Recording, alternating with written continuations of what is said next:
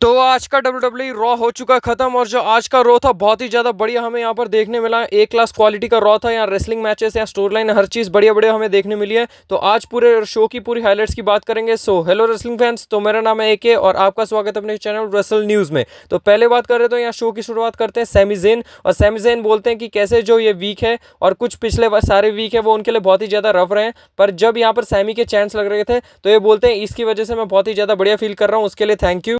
फिर वो बताते हैं कि कैसे केविन ओवेंस और सैमी ज़ेन की जो हिस्ट्री है बहुत ही ज़्यादा बढ़िया रही है यहाँ पर, और जो इनका नाम है हमेशा एक साथ रहा है, भले ही वो एनएक्सटी हो चाहे वो मेन इवेंट रेसलमेनिया हो या कहीं पर भी हो। हम दोनों का जो नाम है पूरी इंडस्ट्री में बस ऐसा है कि हम दोनों का हर जगह वो जो नाम है वो जुड़ा रहता है, केविन ओवेंस और सैमी ज़ेन का। फिर वो बोलते हैं कि कैसे बहुत ज़्यादा मैंने माफ़ी दे दी पर इस बार नहीं, क्योंकि इस बार उसने मेरा जो करियर है वो ख़त्म करने की कोशिश की, तो इस बार मैं उसे बिल्कुल भी माफ़ नहीं करने वाला हूँ और इस बार मैं उसे टोरंटो में मिलूंगा। केविन ओवेंस तू भी उधर ही आ रहा तो मैं भी उधर ही आऊंगा, और ऐसा करके बोल दिया। फिर उसके बाद यहाँ पर एडम पेस आते हुए दिखते हैं। एडम पेस समझाते हैं सैमी ज़ेन को कि तुम अभी मेडिकल क्लियर नहीं हो तो मैं ये मैच तुम्हें नहीं दे सकता। यहाँ क्राउड बहुत ही ज़्यादा बू कर रहा था ये सुन के। और फिर उसके बाद यहाँ एडम पेस बोलते हैं ये मैच बिल्कुल नहीं होने वाला, यहाँ ये बोल के चले जाते हैं। फिर सैमी ज़ेन बोलते हैं कि तुझे पता है, तू हमें बहुत सालों से जानता है कि हम दोनों की हिस्ट्री क्या रही है और तुझे अच्छे से पता है कि वो मैच मेरे को अभी चाहिए और मैं नो सुने बिना यहाँ से जाने नहीं वाला, ये रिंग पे खड़े रहूंगा। फिर यहाँ पर एडम पेस चलने जा रहे होते हैं पर उतनी देर में सैमी ज़ेन बोलते हैं कि मेरे को मैच चाहिए। फिर एडम पेस यहाँ समझाते हैं कि कैसे ये जो चीज़ है ये पॉसिबल नहीं है, पर यहाँ सैमी ज़ेन मानते नहीं है। पर फिर भी यहाँ पर जो एडम पेस हैं वो बोलते हैं ठीक है मैं तुम्हें मैच दे रहा हूँ, ये मैच कंफर्म कर देते हैं, पर ये अनसेक्शनड होगा, यहाँ पर कोई रूल्स नहीं होंगे या कुछ भी चलेगा, यहाँ पर एडम पेस की कोई भी जिम्मेदारी नहीं है। और यहाँ एडम पेस इससे पहले ये भी बोलते हैं हाँ मैं तुम्हें 20 साल से जानता हूँ, मैं तुम दोनों को अच्छे से तुम्हारा बॉन्ड देखा है और मैं सब चीज़ें तुम्हारे बारे में जानता हूँ। और उसके बाद फिर वो बताते हैं कि कैसे तुम्हारे लिए बहुत ही बुरा होगा, पर फिर सैमी ज़ेन आके बोलते हैं ये केविन ओवेंस के लिए बुरा होगा। और फिर उसके बाद यहाँ पर अनाउंस कर देते हैं, ये अनाउंस तो हो चुका है पर यहाँ पर अनसेक्शनड है, ये ऑफिशियली यहाँ पर रूल्स नहीं होंगे। तो बहुत ही मजा आने वाला है स्टोरी लाइन के अंदर। फिर नेक्स्ट हमें यहाँ पर देखने मिलता है डोमिनिक मिस्टीरियो वर्सेस एजे स्टाइल। और जो एजे स्टाइल की एंट्रेंस है हर टाइम ही बहुत ही ज्यादा यहाँ पर बढ़िया पायर फूट रहा है, यहाँ पर पूरा ही खर्चा एजे स्टाइल पे किया जा रहा है, क्योंकि यहाँ पर जो फैंस है बहुत ही ज्यादा पसंद करते हैं एजे स्टाइल को। तो यहाँ बाकी मैच की बात की जाए तो यह मैच में ऐसे बुरी तरीके से धो रहे थे डोमिनिक मिस्टीरियो को जैसे कोई बच्चा एजे स्टाइल के सामने हो। बाकी यहाँ कार्लिटो को ने बहुत ही ज्यादा डिस्ट्रैक्शन किया, जब फिनोमेनल फोरआर्म लगाने जा रहे होते हैं तो बार बार यहाँ कार्लिटो आके दिमाग खराब कर रहे होते हैं। तो डोमिनिक मिस्टीरियो इसी बात का फायदा उठा रहे होते हैं बार बार। पर एक बार जब यहाँ पर एक और बार दिक्कत दे रहे थे, यहाँ पर जब मारने जा रहे थे स्टाइल क्लैश, तो यहाँ पर कार्लिटो आते हैं। इस बार कार्लिटो को फेंक देते हैं, एजे स्टाइल उठाते हैं पावर बॉम्ब की तरह और फिर नीचे लाते हैं डोमिनिक मिस्टीरियो को स्टाइल क्लैश की पोजीशन में मार देते हैं और यहाँ पर पिन कर देते हैं। क्या तो बढ़िया यहाँ पर सीक्वेंस लगा है स्टाइल क्लैश का। फिर उसके बाद जब एजे स्टाइल सेलिब्रेट कर रहे होते हैं तो पीछे से स्पीयर मारने के लिए ब्रॉन ब्रेकर आ रहे होते हैं,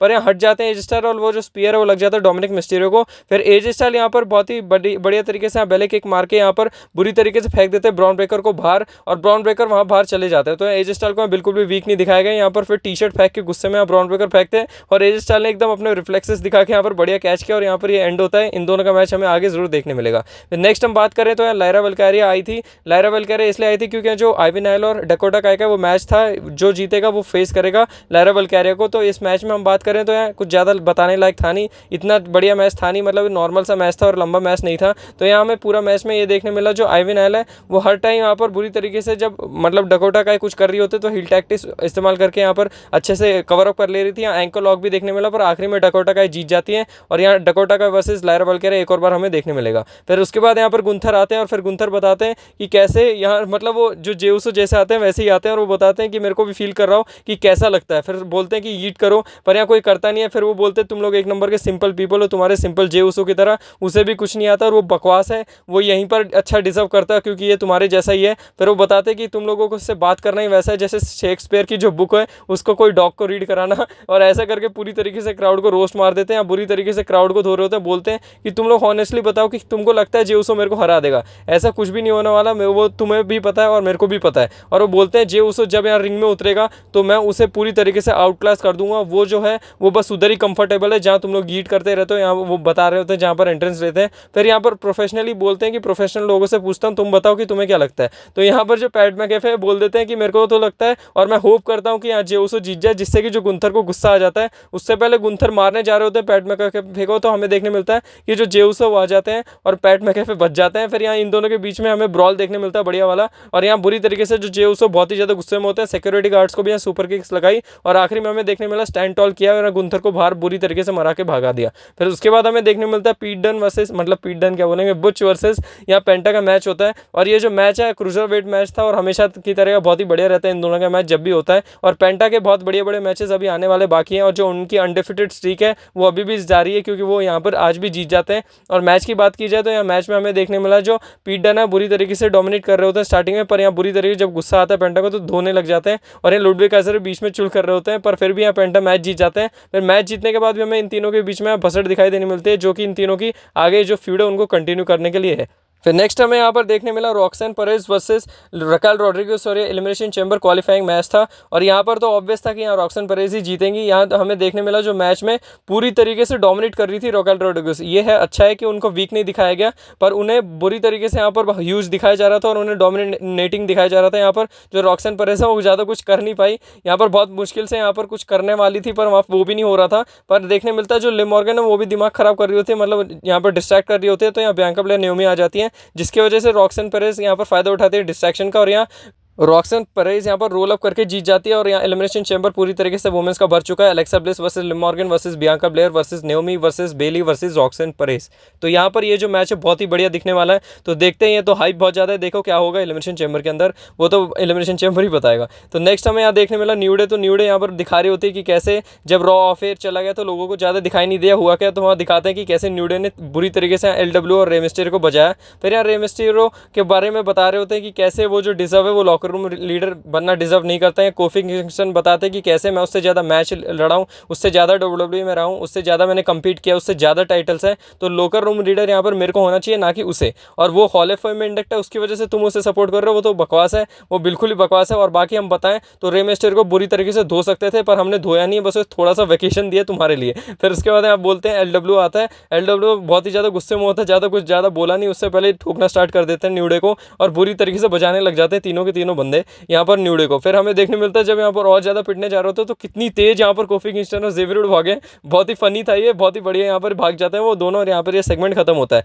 फिर नेक्स्ट हमें यहाँ पर मेन इवेंट देखने मिलता है Seth Rollins versus Finn Balor का। और ये जो मेन इवेंट था ये तो कुछ ज़्यादा ही बढ़िया था और इन दोनों का जब भी मैच होता है तो हमेशा बढ़िया होता है। और रॉ नेटफ्लिक्स से जब से मेन इवेंट चल रहे हैं वो बहुत सारे बढ़िया बढ़िया मैचेस हमें देखने मिल रहे हैं रेसलिंग वाइज। तो हमें यहाँ देखने मिला पूरे मैच के अंदर है सिंगलेट देखने मिलता है हमें जो हमेशा लगाते हैं। फिन बैलर की तरफ से पेडिग्री देखने मिला, यहाँ पर सुपर किक्स देखने मिली। फिर उसके बाद यहाँ पर हमें सुसाइड डाइव देखने मिला, उसके बाद बकल बॉम्ब देखने मिले। बकल बॉम्ब तो हमेशा 2016 के समरस्लैम की याद दिला देता है, यहाँ फिन बैलर ऊपर से थे। फिर यहाँ पर हमें देखने मिला ये सबमिशन मूव भी लगा रहे होते हैं, पर एक सीक्वेंस हमें जब देखने मिलता है जब हमें सबमिशन मूव लगा रहे होते हैं Seth Rollins sharp shooter type, तो उसमें देखने मिलता है जो बहुत ही बुरी तरीके से यहाँ पर फंसाया होता है। यहाँ जब फिन बैलर छूटते हैं तो जल्दी से उठा के वो पेडिग्री मार देते हैं और जब पेडिग्री लगता है तो यहाँ पर एक बॉच हो जाता है रेफरी की तरफ से या फिन बैलर की तरफ से और वो यहाँ पर 3 काउंट नहीं करते पर होना चाहिए था और यहाँ रेफरी को यहाँ पर ट्रिपल एच वाला वो दिखा देते हैं। उसके बाद हमें देखने मिलता है जो फिन बैलर फायदा उठाते हैं क्यूडम रश लगाते हैं उस पर बच जाते हैं सेथ रॉलिंस। फिर उसके बाद सबमिशन एक और मूव लगाया होता है यहाँ फिन बैलर ने, तो इस बार हमें देखने मिलता है वापस से वही सेम सीक्वेंस होता है और यहाँ पर स्टॉर्म लगा देते हैं इस बार। और इस बार फिन बैलर के पास कोई जवाब नहीं होता है और यहाँ सेथ रॉलिंस यहाँ पर क्वालिफाई कर चुके हैं और यहाँ मेंस एलिमिनेशन चैम्बर हमें पूरी तरीके से भरा हुआ दिख चुका है और यहाँ पर सारे स्पॉट्स भर चुके हैं। जॉन सीना वर्सेस CM पंक versus Drew McIntyre versus Seth Rollins versus Logan Paul versus Damien priest. और ये है जो बहुत ही ज़्यादा बढ़िया यहाँ पर हाइप्ड अप हो रखा है मेंस का जो एलिमिनेशन चैम्बर मैच है और बाकी जो नाम भी है वो भी बहुत ही ज़्यादा बड़े बड़े हमें देखने मिलेंगे और जो मैच है वो बहुत ही बढ़िया होने वाला है। तो एलिमिनेशन चैम्बर की वेट करेंगे। आप बताएं आप कितने हाइप्ड अप हैं इस शो के लिए। बाकी जो आज का मंडे नाइट रॉ था बहुत बढ़िया था, आप बताएं कमेंट सेक्शन में आपको कैसा लगा। और जॉन सीना से रिलेटेड एक और अपडेट है सामने निकल के आई है, तो हमें यहाँ पर देखने मिला जो जॉन सीना का फेयरवेल टूर है उनकी जो आने वाली रॉ की डेट्स अनाउंस हो चुकी हैं। तो हमें आगे जो जॉन सीना रेसलमेनिया सीजन के अंदर रेगुलर देखने मिलेंगे। एलिमिनेशन चैम्बर के बाद 1-2 रॉ का या ब्रेक लेके उसके बाद हमें रेगुलर देखने मिलेंगे। बेल्जियम में स्कॉटलैंड और इंग्लैंड के जितने भी रॉ होने वाले हैं 17, 24, 31 मार्च को